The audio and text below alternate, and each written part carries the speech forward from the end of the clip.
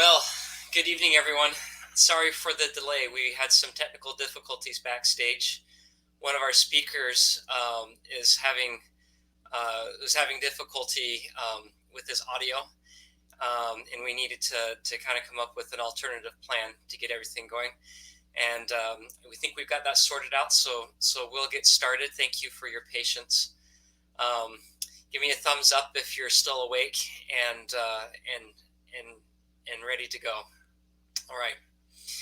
So just the normal spiel that we have. Thanks for coming to this BioC 2021 package session. As always, if you have questions, we're going to save questions till the end, but you can start putting them in the Q&A button there on the side. If you'd like to come on stage, just raise your hand and we'll bring you on stage. At the end, there'll be a video, so if you have to leave early, you can catch it.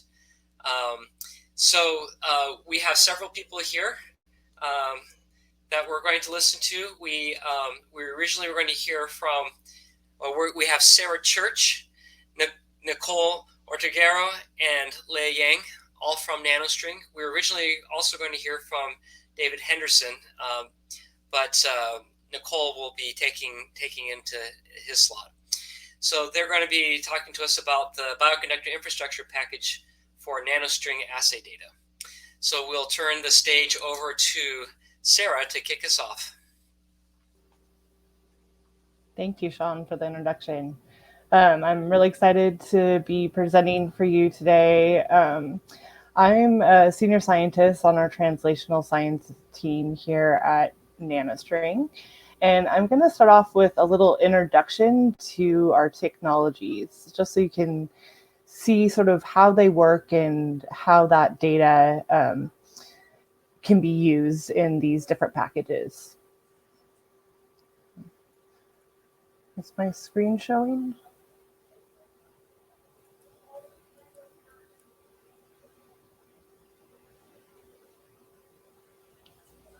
Looks like you're good to go. Good to go? Okay, great, wonderful. So just starting off with a little background on NanoString and some of our platforms. As you all know, genomics research has really evolved considerably over the past 15 years. And bulk genomics, such as NanoString's original technology on the nCounter platform, has taught us a lot about biology. But just like the fruit smoothie that's on the left, you have to homogenize the tissues for these studies.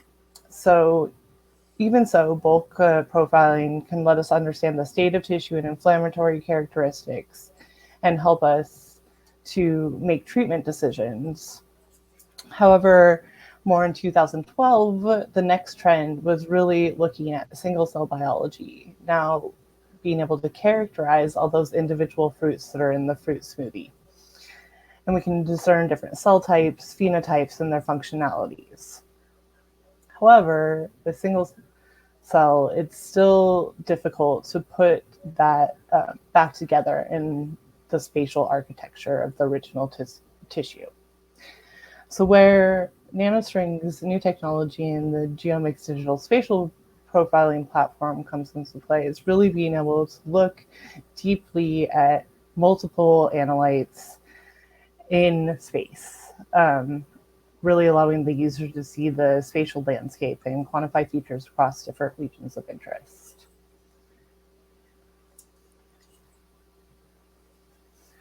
So the NanoString Geomics digital spatial profiling platform encompasses all steps of highly multiplex spatial analysis. GeoMx uses a small oligo-labeled antibodies or in situ hybridized probes that are attached to UV photocleavable linkers. You can then saturate a FFP or fresh frozen slide with an infinite number of targets. All of the oligo-labeled probes are invisible, so you then also simultaneously use 4 fluorescent markers. And those are added so you can see the overall tissue architecture. And that you can see that an example of that on the right-hand side on the A panel.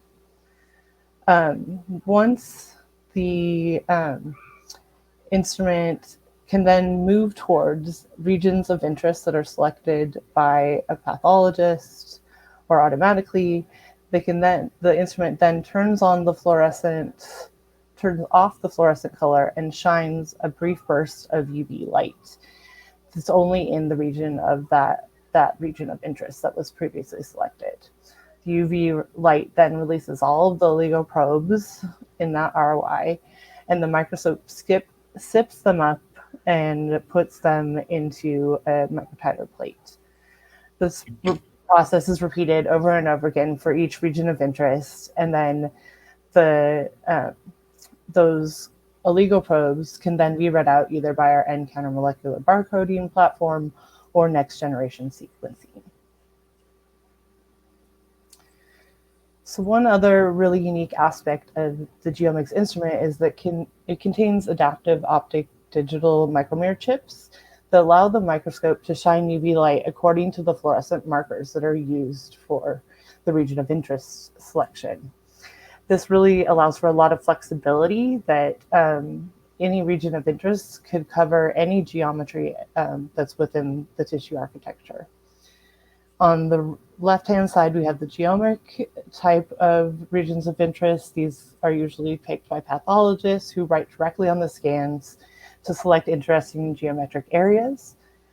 Those regions can then be automatically segmented in the segmenting type of ROI, where the instrument automatically reconfigures itself to shine UV only on where those fluorescent markers are apparent. And then another type of that is our cell type specific, where you can look at individual cell types that are based on those fluorescent markers. In addition to that, the instrument also can automatically perform contouring, where you look at boundaries around a megastructure within the tissue, or you can also do deep profiling of small regions with a gridded approach. So NanoString has 3 spatial genomic assays. The first is our tumor focus panel. It's 1,834 genes, and we call it the Cancer Transcriptome Atlas, or CTA. The content covers over 100 different pathways, including tumor biology, immune response, microenvironment, chemokines, and cytokines, and includes all of many of the genes that are very popular from our nCounter bulk assays, including some of the cancer signatures. The next assay is our Human Whole Transcriptome Atlas, or WTA. This has complete coverage of the transcriptome with over 18,000 low, medium, and high expressing genes. Again, you can use this with antibody or RNA scope to detect regions of interest, and it can be done on FFP and fresh frozen. You're also able to customize other content for non-protein protein coding genes, synthetic targets, and other exogenous genes of interest. And really, our third assay is the same thing with the whole transcriptome atlas, but now for mouse. So it covers the whole transcriptome of mouse with the same properties as the human assay. So the last slide I'll just end with is the day-by-day workflow for the GeoMx DSP with the NGS readout. Day 1, you're preparing your slides similar to how you would for in situ hybridization. The second day, you're scanning your slides and collecting the ROIs. The third day, you're doing your library prep and sequencing. The fourth day, we have a pipeline that processes the data from the FASTQ into what we call a DCC file. And then those DCC files can be analyzed within the instrument software and the data analysis, or outside of the data analysis software, which Nicole will be talking about those packages that we've developed there. So I will hand it back to Sean then to introduce Nicole. Okay, thank you. I don't know if there's much for me to do other than invite Nicole to take it away.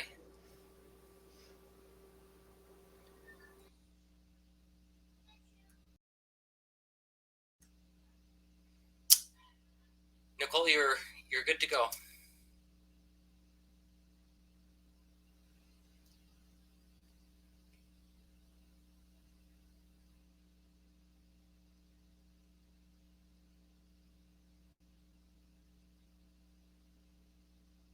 Nicole, can you hear me? Yes. Can you see my screen? Yes. Yes, we can. Oh, you can see my screen. Yes. Okay. I cannot see my screen for some reason. Okay. That's okay. Now I can. So like Sarah talked about, we have developed some packages off instrument. We'll give you a brief history of those two packages that we are doing the workshop on today. Those are nCounter, NanoString nCounter and GeomxTools. Of course, most biostatisticians and bioinformatics, and this isn't just in NanoString, but we tend to work off instrument. So we develop these pipelines off instrument to enable our biostatisticians to work with these immuno-oncology 360 reports. They're beautiful interactive reports that the biostatics department at NanoString gives out to customers for their data analysis. So we built a NanoString nCounter tools package, and that has the NanoString RCC set class inside of it. This includes things that are specific to our nCounter data, and the nCounter instrument is just a count instrument, so it's counting how many of some gene or protein that's inside of a sample. And so we have housekeeping genes in these panels, and negative probes, positive probes, and endogenous genes, and these are targeted, so we do know what these things are. We inherited the ExpressionSet class to make the NanoString RCC set class, and so it comes with a lot of great subsetting functions. It's also very popular in our community. There's a lot of data munging functions and plotting functions associated with it too. And we also have some of our own methods we've added on that are specific to our nCounter data, like adding signatures with grouping, by genes and adding signatures based on the gene groups, and then normalization methods as well. So we've inherited from the expression set to this nCounter set, and now we're going to inherit from the nCounter RCC set to GeoMx instrument, which is what Sarah was talking about today. So it's now in a spatial context. So we inherited the NanoString nCTools into our GeoMx set object, and now we have all the same expression set methods enabled inside of the GeoMx set, as well as some of the NanoString specific functions we built inside of nCTools.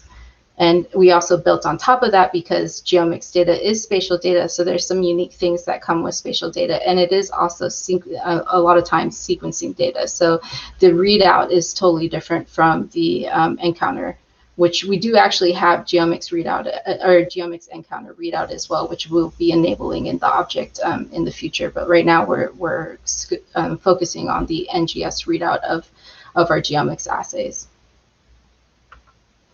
And I'm actually going to go into the fun stuff now. So let me know if you can see this. Can you see my screen with the RStudio up? Yep. Great. Yeah.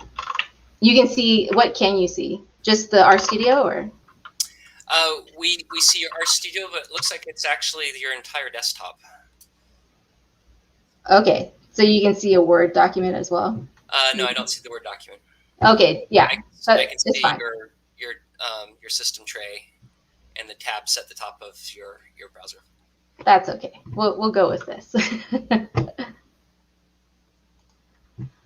Okay, so the best way to install NanoString nCTools is through Bioconductor 3.13 release. The things that we've added in GitHub right now are just our small quality of life things. So I've just been using this package for the demo.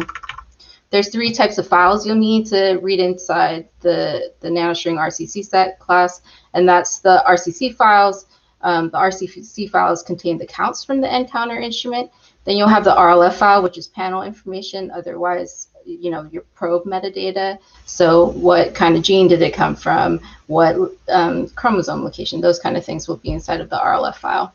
And then we'll have a sample annotation file, which is just a CSV file, rows samples, and fields are, you know, the information about the sample, what kind of sample it was, phenotypic information, that kind of thing, in column-wise in the sample annotation file. And these are pretty similar to what you'll need for the GeoMx set object as well. So I'm going to set my directory, read in these files, and use this read NanoString RCC set to make the object. The object is an RCC set class, so cool. It comes from the nCTools package. It is an S4 class, which is awesome. So we're using some object-oriented programming here. And we have an inheritance from the ExpressionSet class. And we can look at this demo data. And we have the dimensions listed at the top. So when it says features, it's talking about the probes or targets in GeoMx set object. And then the samples is the column. So features is row-wise and samples are column-wise if you're thinking about it like a table.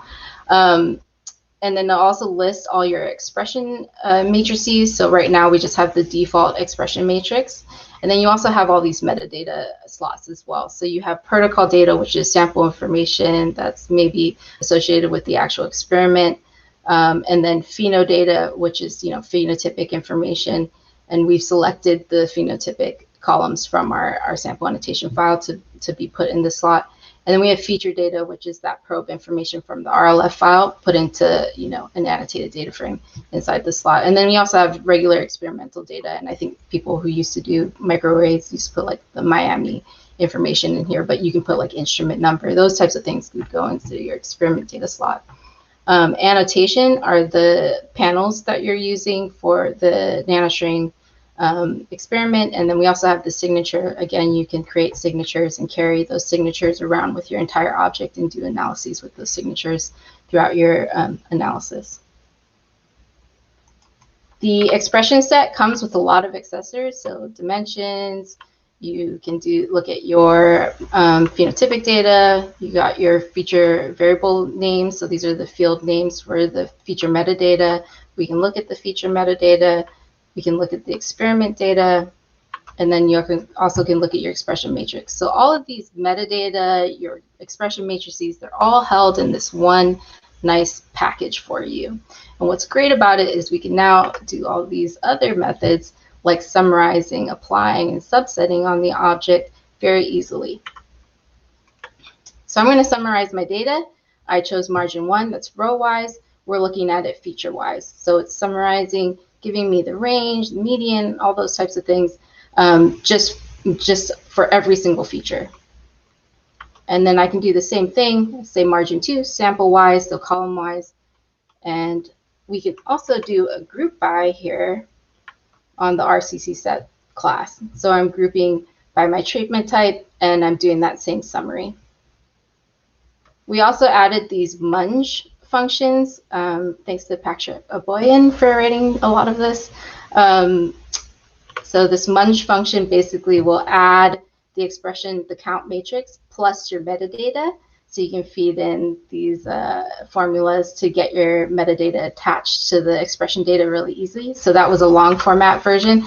And then I can use this gene matrix variable to make it a wide format as well.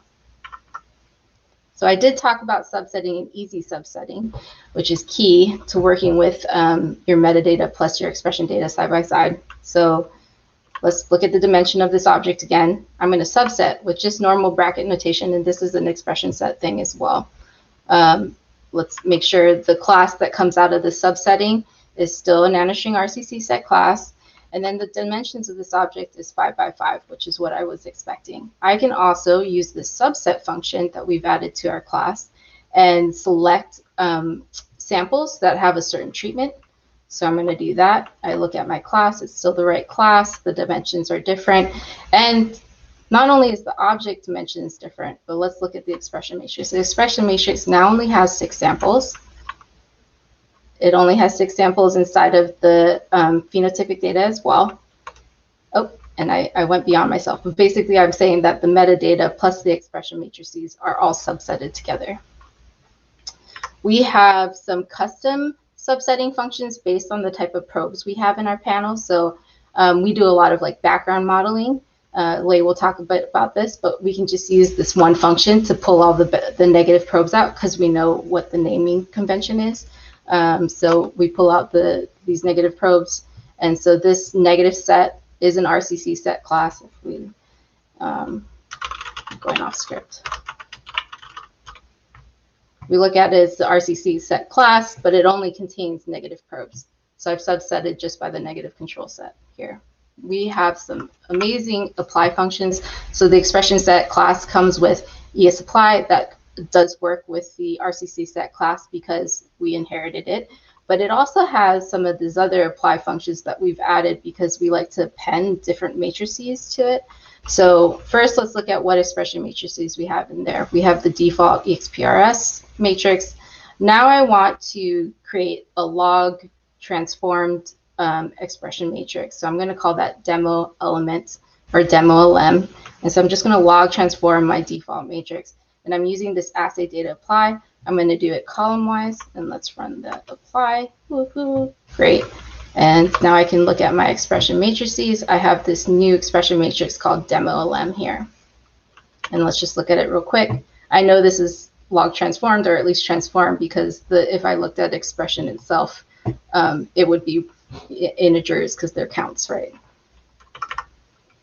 We also have, you can use this apply to aggregate. So I'm going to aggregate feature-wise margin 1 to mean. So I get the mean for all features. And then I can also do this ESBy, which is great. This is a group by plus an apply. So I group by my treatment type, and then I do the same mean aggregation across the different features here on margin 1. We have some great plotting associated with the package as well. So I can plot a box plot for any of my features I choose, and I just give it the name or index of the feature I want to plot, and it knows what to plot. And there's a lot of aesthetics you can also feed into this function as well. I'm just not showing them here. We have this nice heat map that you can do as well. Skip a step. There's a nice heat map you can add here, and there's a bunch of heat map groupings that you can feed in and visualize, what actually separated in your clustering above the heat map. So you can add labels to the cluster, the hierarchical cluster. Some of the more NanoString specific things that were added to the RCC set class, which is unique to the RCC set class, are like the QC functions. So this is very important because these are NanoString developed QC methods, and which is unique to our data, our nCounter data. So you just run this one line, and you can QC your entire data set. We can look at those QC flags and maybe filter by those QC flags using the bracket notation on the object and creating like a QC demo data or something like that. And then I can also look at these QC results with a lot of auto plots that we've built in to the autoplot method for the RCC set class. So we're looking at ERCC linearity here. Okay. I'm going to pause for a second and see if there's any questions from the crowd right now.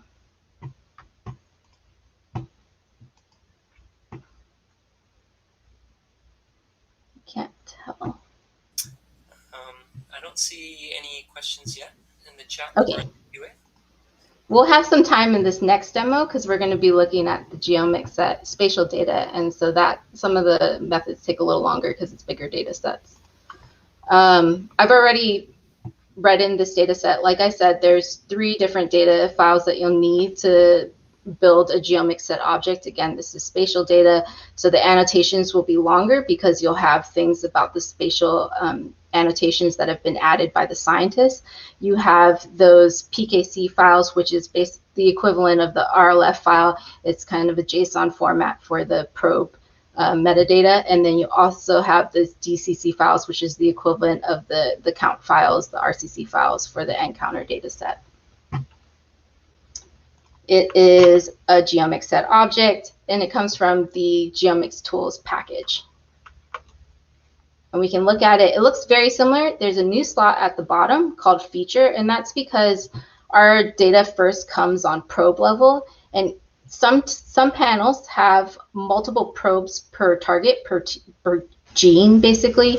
So we will collapse those probe counts to an aggregate to a target count.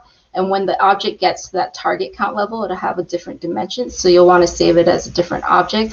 And we signal that by changing this probe feature to say target after aggregation. And you'll see me actually do this later in the demo.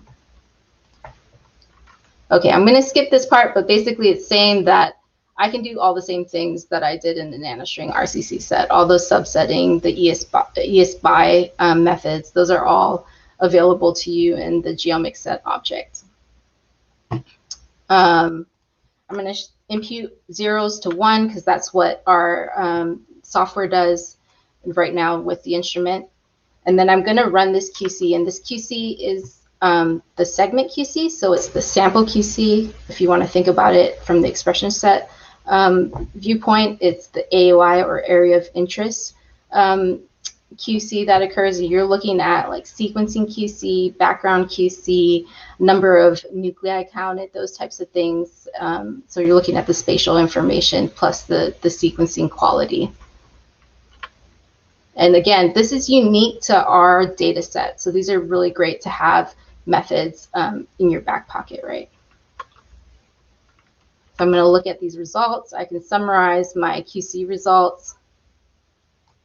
And so a lot of this nice code that summarizes to these smaller tables and the plotting you'll see in this this demo actually come from a vignette we'll be releasing soon, which is a workflow vignette. So look for that in the news soon, because that'll be extremely useful if you're working with GeoMx data.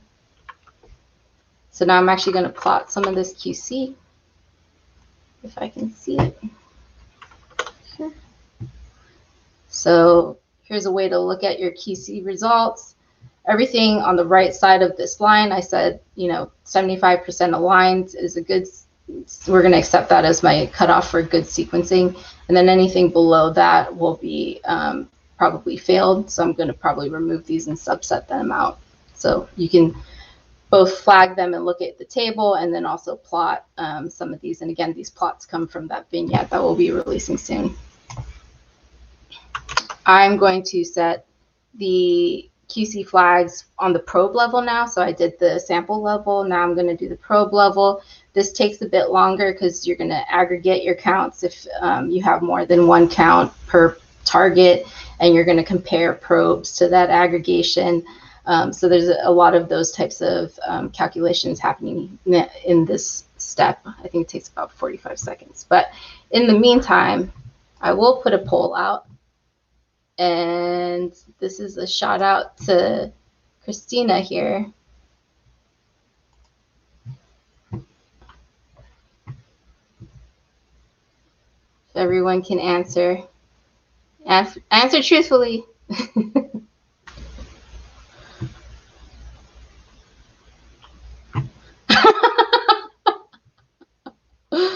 Oh, okay.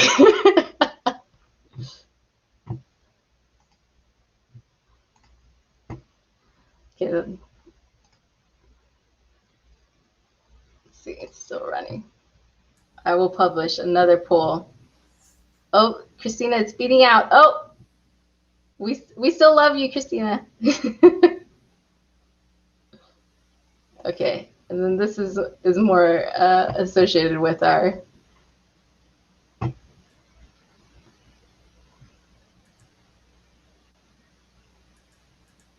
data here. Okay, you guys can answer that while I'm still presenting. Can you see my screen? Yes, we can still see you. Great. Okay. So it's run. We set those bioprobe QCs. And so let's look at the QC results on the probe level. So I'm going to note that I have one global outlier, meaning that when I compare one probe to all the other probes in a certain target, it looks not right in comparison to all the other probes in that target. And so let's zero in on that a little bit more. I found out this is actually a negative probe. And if I look at the box plot for this, great. If I look at the box plot for this, you can actually visualize it and see what it's calling as an outlier. And it's this probe right here. that basically is showing absolutely no background across all AOIs when everything else shows the small, a certain amount of background. So that doesn't make sense. So I'll probably filter that out, right? So I'm going to filter that out. I'm going to show you how to do that right now. I use my metadata and some logic here to filter out the things that got flagged as being an outlier. And let's look at that dimension. I now have one less feature than before. And that was just bracket notation with logic, just like you do with a data frame. And like I said, we have this aggregation that occurs. This does take a little bit of time. I'm working on speeding this up, so look for that update in 3.14 with the updated aggregate counts, because I know this takes right now about a minute and a half, and it should only take like half a minute, less than a minute at least. As fast as possible, right? That's what they say. So let's look at some of these results that we have. So have you worked with spatial omics data before? We got 1 vote in yes and 1 vote in no. We should have got more yeses because I know there's several nanostringers on this call. And how much do you love working with scientists? Can't live without them. Over 50%, but it wasn't that much over 50%. And then we have about a quarter of you saying, let me get a beer first. And then they bring the fire, I got the ice. So perfect pairing. Yes, this is amazing. And yes, I did spend a lot of time thinking of these questions, if anyone was wondering. Okay, it's still going. So maybe I'll publish one more poll if I have it ready. Let's see, let's publish this one. Get an idea of who's actually worked with NanoString data before.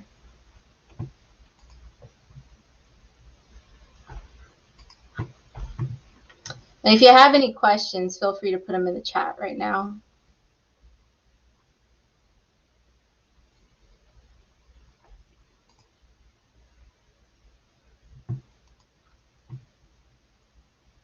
So if you haven't worked with NanoString data before, we have several projects to release data to play with. And then if you're interested in actually, maybe accessing some of our instruments, feel free to reach out to any nanostringer here, and we'll get you hooked up with the right people to start you going. Oh, it's still working. So far we have 1 who's done nCounter, 1 who's done, or 2 that have done GeoMx work, and then 1 that has not had the pleasure to work with NanoString data. And it is a pleasure, let me tell you. We get so many interesting projects, and especially with our GeoMx digital spatial profiler. We also have a single molecule imager coming out soon, and that's going to kind of revolutionize some of the data sets that we're looking at right now. And I think it's going to open up a whole new fun times for biostats and bioinformatics at NanoString and the comp biologists. I don't want to forget my comp biologists out there as well. Okay, it is done now, and hopefully you can see my screen. Please shout out if you can. So the feature type has now changed to target because I've collapsed everything to the target level. And if I look at this matrix, it is now on the gene level. Okay, and we have a lot of normalizing functions. So normalize by quantiles, normalize by a negative normalization, and then we can visualize those as well. If my screen is big enough.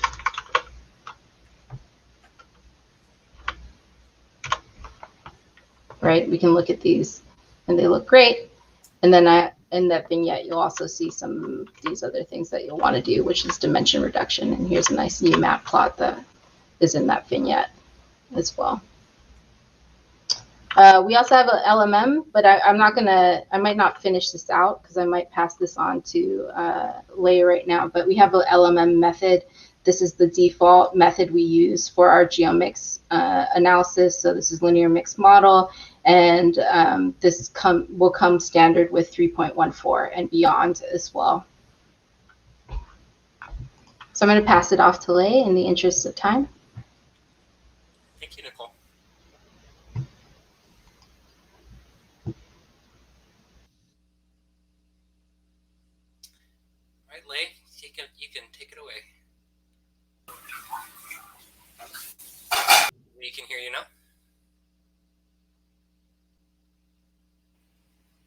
I'm going to share my screen. Just 2 slides. Okay,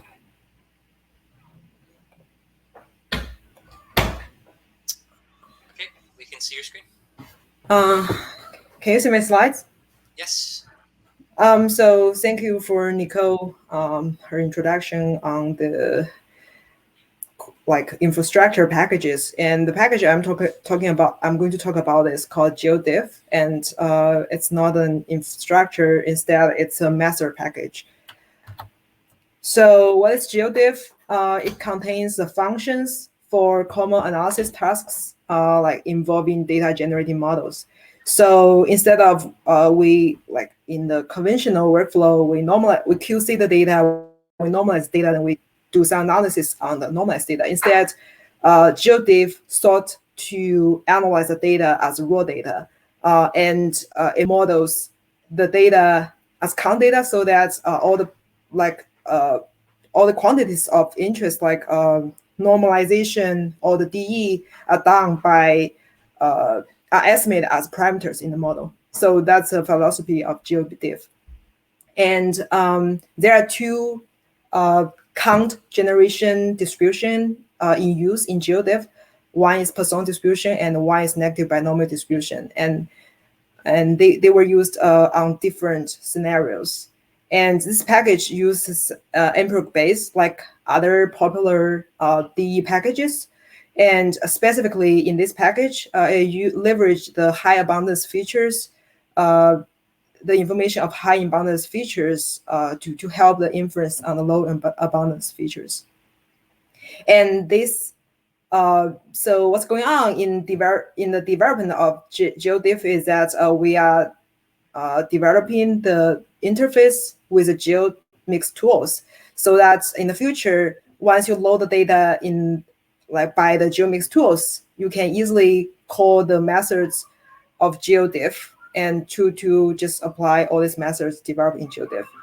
And finally, the Geodev will has vignettes using the WTA and CTA data Sarah has talked about for a user quick start.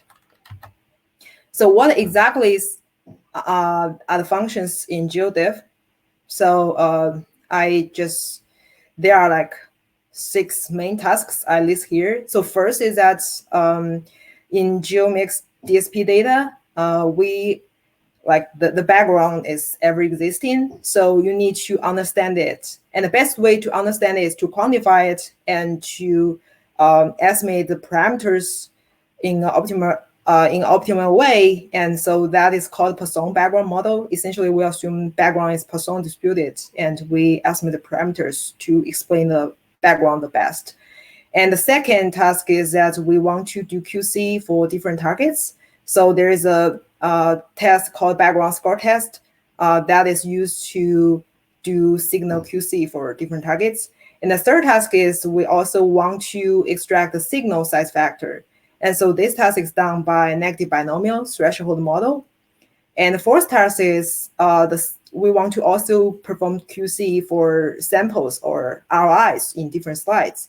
So there's a metric called quantile range, which is based on the quantile as well as a background model. And using that metric, we can determine which RI has enough signal, which RI has too low signal. So the fifth and the sixth are of most interest. So the first one is called normalization. Instead of using step-by-step way to do normalization, here we assume that the true expression is some parameters within a model, and that's called Poisson threshold model. And we perform that model to do normalization. And there's some subtle difference between single slide and multiple slide cases for normalization. And the final task is a differential expression analysis. And we assume data is negative binomial distributed. So the model is called negative binomial threshold model. And there is fixed model case for single slide DE, as well as mixed model case for multiple slides DE, because with multiple slides, you have different RIs come from the same slide, and that breaks your independence of data In that case, you want to add a random effect to the model.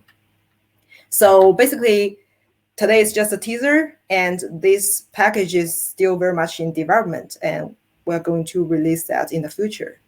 Hopefully, I can give a longer go through of that package. Thank you. Any questions? Okay. Thank you, Lei. Thank you. Mm-hmm. And thank you, Sarah and Nicole, and everyone for your presentation. It's been very interesting. Do we have any questions from the audience that you would like to pose?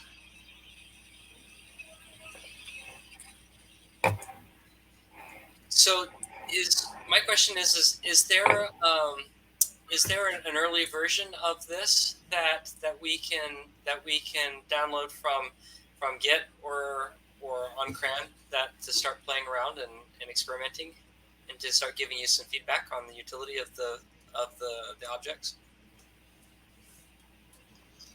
The nCTools package and GeomxTools package are already on Bioconductor. What I demoed today for GeomxTools was our dev branch on GitHub. So just look for NanoString on GitHub and you'll find our dev branch for GeomxTools. Lei can, if you want to talk about the Geodev a little, or if you want me to. But yeah, Geodev is... Go ahead.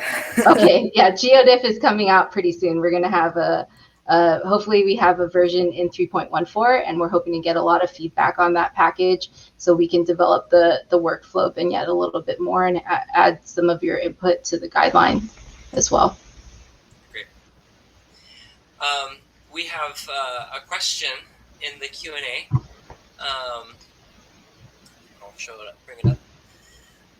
The question is, why do you use ExpressionSet instead of SCE or a spatial experiment?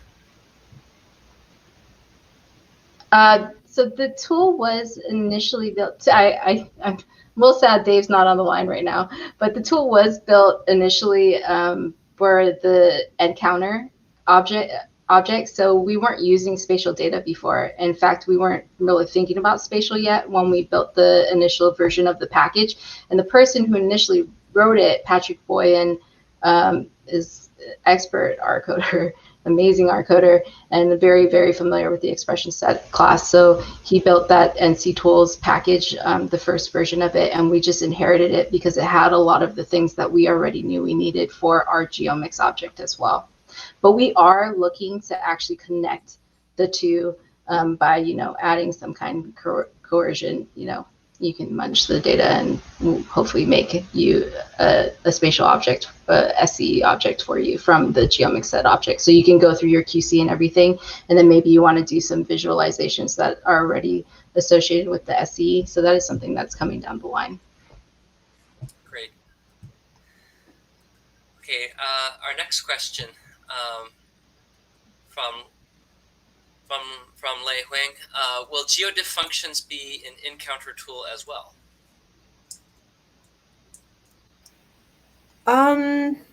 So I think like this method are better suited for GeoMx DSP data, but I think you can hack it through nCounter data if you want.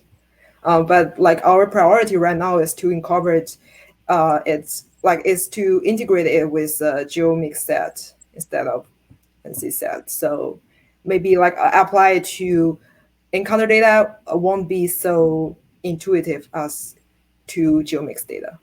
So. Okay. Next question from Glenn. For the normalization, do you have easy methods for doing the positive control normalization and or the reference gene normalization?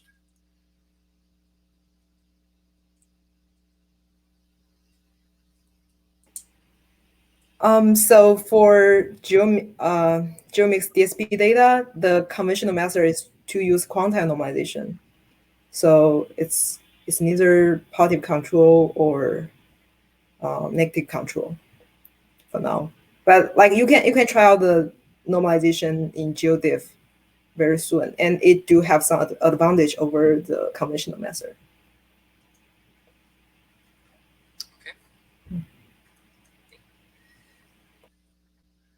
Let's see here. Great. Okay, seems like you answered the question. Are there any other questions? If not, I think that I'd like to thank all of our speakers. This was challenging getting off the ground with technical difficulties. I think they did a really good job, despite AI being against them. The humans dominated over the robot world today. So well done. Thank you very much. And if you have any other questions, I'm sure you can find them in the lounge or in the. I think do you guys have a poster or in the virtual poster sessions as well, or a virtual booth? We have a booth. Great. So we'll look for you in the booth, and we can follow up there. All right, I think that we're signing off tonight. Thank you, everyone, and we'll look forward to another great day tomorrow. Thank you. Have a good night.